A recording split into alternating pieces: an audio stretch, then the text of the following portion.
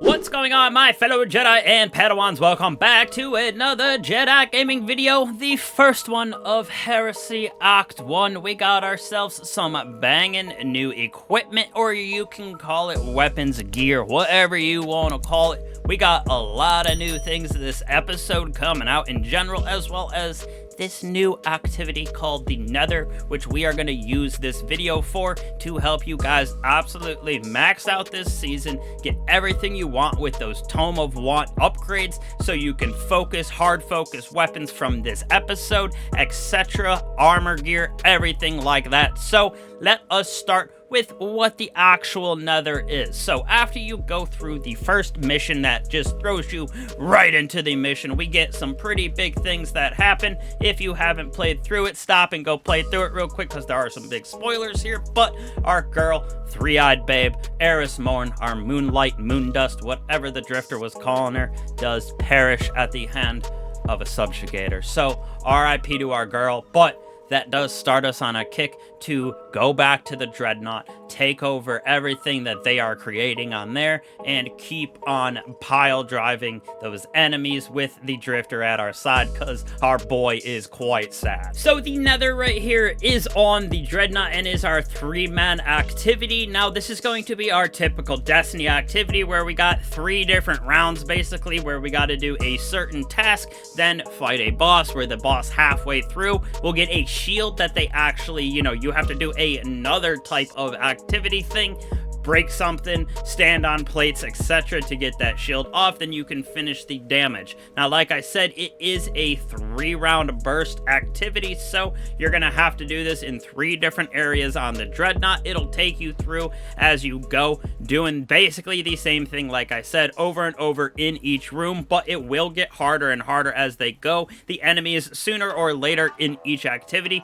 will turn into the swords on top of their names, so they will be definitely harder, and you are limited on your revives, so you will have to play it a little bit safe. You can fail the activity, but it is very, very good to get a lot of the weapons from this season, as well as the armor pieces, which we will talk about as a little tip and trick.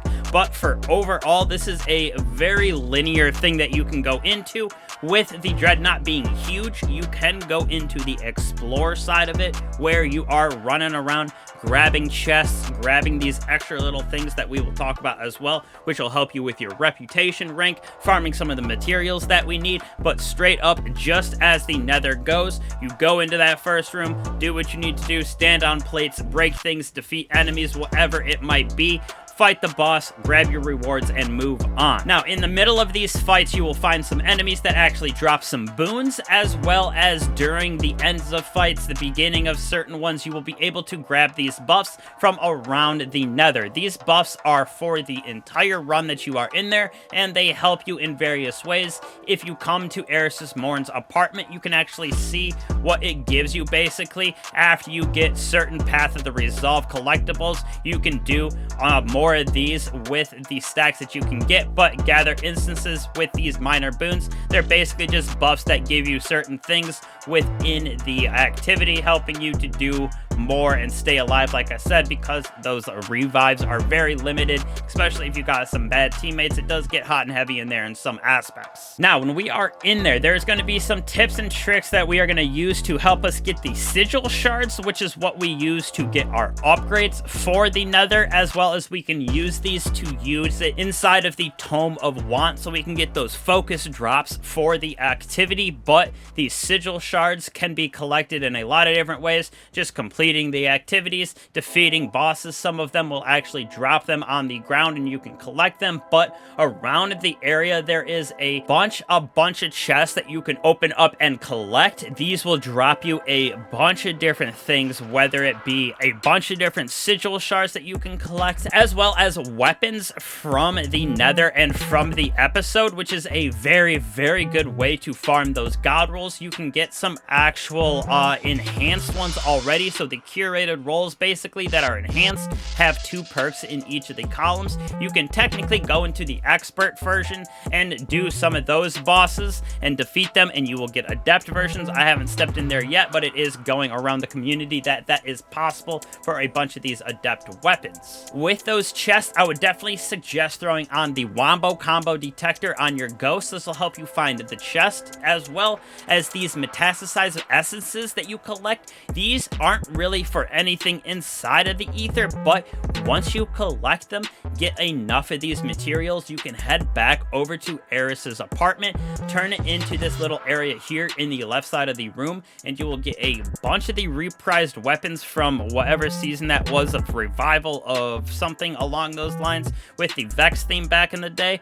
But you can get a bunch of that, plus we're getting a bunch of the material that we're actually using as well in the Tome of Want, which is that Essence of Desire. We use these to craft our Shattered Taken rituals and corruptions inside of the Tome of Want. That'll help us with the focusing aspect of rewards, like I said. So very good way to farm those. Make sure you got your Wombo on so you can collect all the chests, get yourself those sigil shards, complete those activities, as well as using that Wombo detector to get the metastasized materials, which you can then turn in, of course, to the essences desired, which just a full feedback loop into the Tome of Want.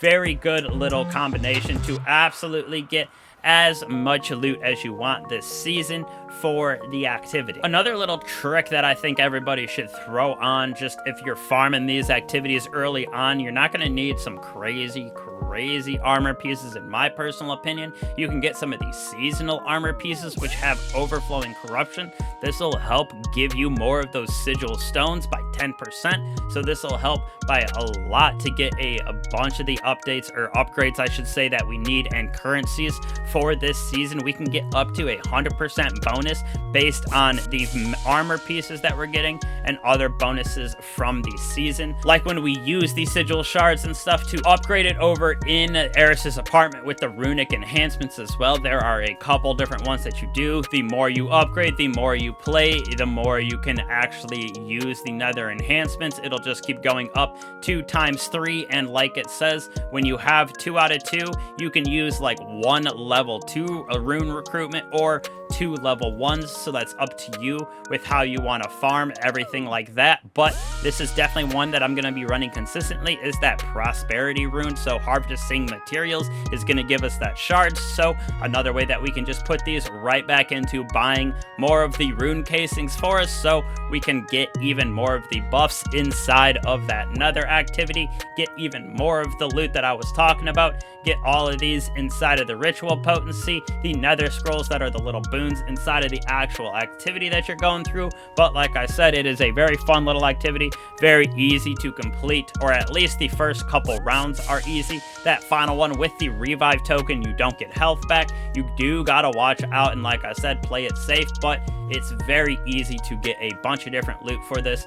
Very fun little activity in my personal opinion, and it's definitely challenging, which makes it even more fun in my opinion as well. But it is cookie cutter like other activities that we have had in Destiny. So stay alive, farm all these materials. A lot of these weapons are definitely very good. I'm going to be putting out a bunch of weapon guides to get your guys' god rolls up and get that cake up from this season, just because we got a bunch of them. Like I said, we got some builds coming out, Hunter, Warlock, and Titan inside of this next week here. So gonna be a lot of videos coming out for y'all, but be prepared. We got ourselves a lot of Nether grinding for these materials, for the weapons, and to just kind of maximize the season rewards, etc. Maximize your Aaron Morn, RIP, all the way at the Ritual Center over in her apartment. Maximize that out for rewards. But again, appreciate all you guys. I will catch you guys in the next one. Don't be afraid to like and subscribe. Slap that bell if you have not, so y'all can get the notifications, etc. Really appreciate you guys. I'll catch you guys in the next one. Peace.